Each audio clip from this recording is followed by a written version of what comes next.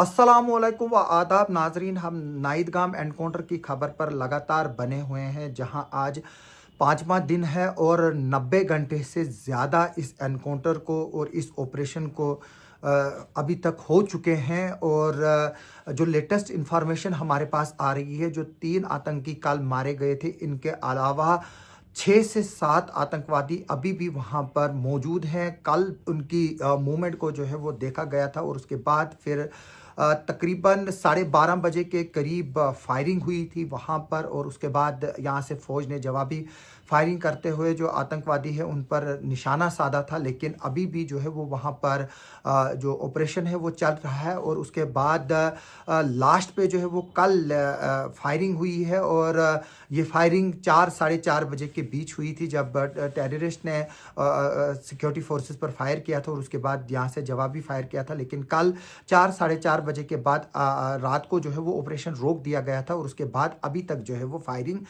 नहीं हुई है। लेकिन फ़ौज ने जो है वो पूरे इलाके को मासरे में लेकर रखा है। जैसे कि हमने कल भी आपको बताया था कि 3 आतंकवादी, जिसमें सैफुल्ला जो ग्रुप कमांडर था इनका, उसके अलावा फरमान और बादशाह जो है वो इस एनकाउंटर में मारे गए हैं। और इसके अलावा उनका एक और साथी जिसकी पहचान आदिल हुई है, जो है वो अभी तक वहाँ पर जो है वो बाकी जो टेररिस्ट ग्रुप से उनके साथ मौजूद हैं। और बताया जा रहा है कि आदिल भी जो है वो इस एनकाउंटर में ज़ख्मी हुआ है, लेकिन इसकी कंफर्मेशन जो है वो अभी तक किसी ने नहीं की।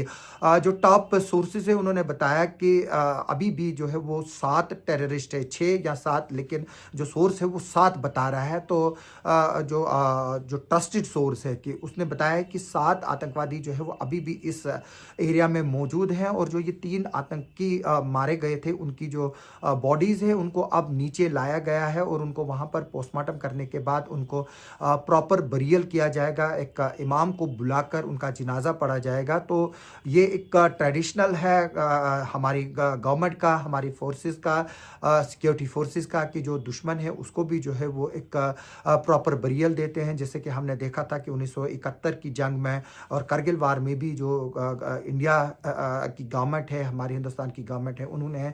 जो दुश्मन के फौजी मरे थे या दुश्मन के जो लोग मरे थे, वहाँ पर जो इंट्रूडर्स आए थे, उनको जो है वो प्रॉपर बरियल दिया था और एज़ पर रिलीजियस उनको जो है वो उनका जो है वो बरियल किया गया था। उसी तरह से ये जो 3 आतंकी है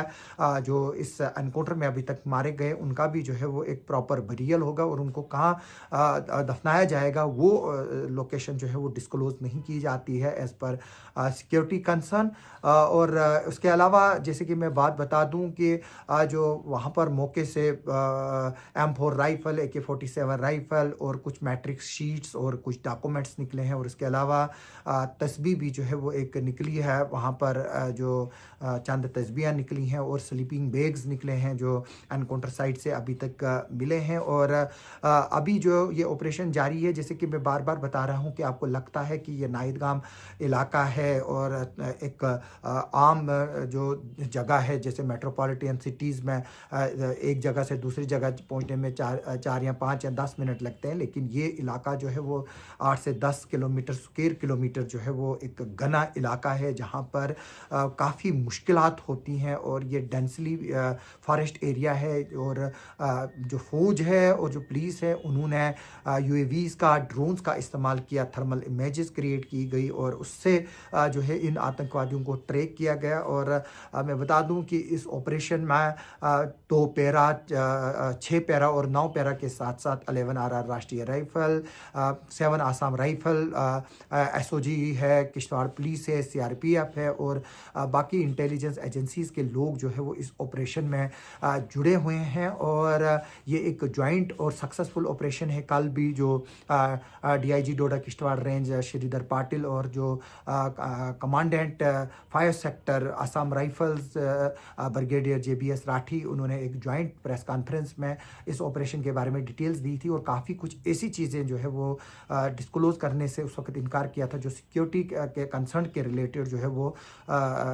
है वो नहीं होनी चाहिए थी। अभी क्योंकि फौज और पुलिस ने ये बताया कि उनकी अटमोस्ट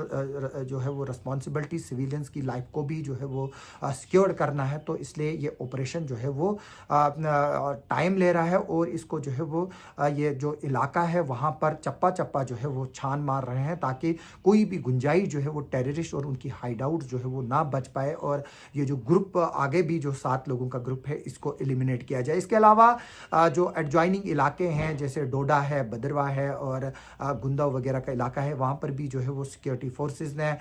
जो है वो हाई अलर्ट रखा हुआ है, क्योंकि जैसे ये एक ग्रुप है जो 10 का ग्रुप है, ये 2 ग्रुप थे, तो अब ये एक साथ हो गए हैं सर्दियों में, तो उसके बाद जो है ये तब से एक ही साथ थे। और इसके अलावा अगर हम देखें कुंदवाड़ा में मूवमेंट देखी गई है, मरमत में, देसा में, असर में, गुंदों में, कित्थर में, जो ये किश्तवाड़ के इलाके हैं। पिछले दिनों हमने देखा था कि नागसैनी बेल्ट में भी किस तरह से एनकाउंटर हुआ था, और पिछले 20 दिनों में 11 एनकाउंटर जो है वो पूरे जम्मू डिवीज़न में हुए, जिसमें कुठवा शामिल है, उधमपुर शामिल है और अब ये किश्तवाड़ शामिल है। तो यहाँ पर जो है, और अखनूर भी जो है वो, जहाँ पर एक जैसे कुलदीप चंद जी कल शहीद हुए हैं, वहाँ पर भी अभी ऑपरेशन चल रहा है। और ये ऑल आउट वार जो है वो आतंकियों के खिलाफ इस वक्त पूरे जम्मू डिवीज़न में चल रही है, और किश्तवाड़ का जो ऑपरेशन है वो आज इसका 5वां दिन है।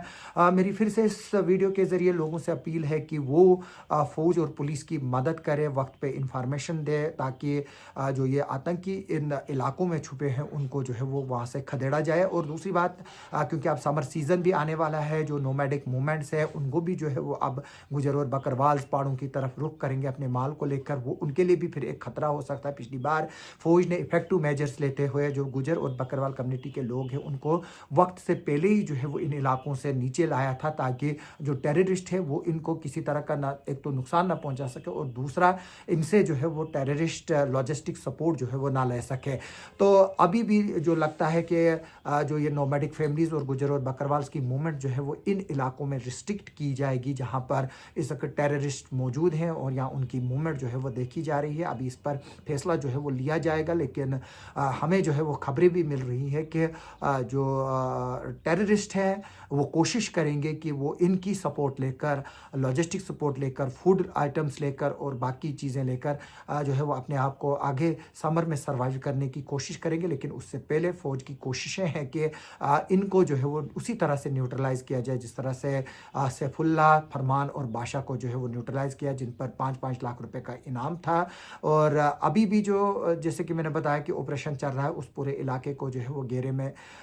लेकर रखा हुआ है। हमारी नज़र जो है वो इस पर आगे भी जो है वो बनी रहेगी, और आगे इस ऑपरेशन में क्या अपडेट्स आती हैं, जैसे कि हमने बताया कि कल 4:30 साढ़े 4 बजे के बाद कोई भी फायरिंग जो है वो नहीं हुई है। तो अभी जो है वो एक तरह से वहाँ पर ब्रीफ लल, जिसको हम शांति बोलते हैं, वो बनी हुई है, और सिक्योरिटी फोर्सेस जो है वो आहिस्ता आहिस्ता जो है वो इस एरिया को खंगाल रहे हैं, ताकि जो बाकी बचे हुए जो 7 आतंकवादी हैं उनको भी जो है वो एलिमिनेट किया जाए, उनको भी जो है वो मारा जाए, ताकि इस इलाके में जो है वो अमन को और जो फ़ौज की बालादस्ती है उसको दोबारा से जो है वो बहाल किया जा सके। आप हमारे साथ बने रहें, हमारी इस खबर पर आगे भी जो है वो नज़र बनी रहेगी। आप सबका सुनने के लिए और देखने के लिए बहुत बहुत शुक्रिया।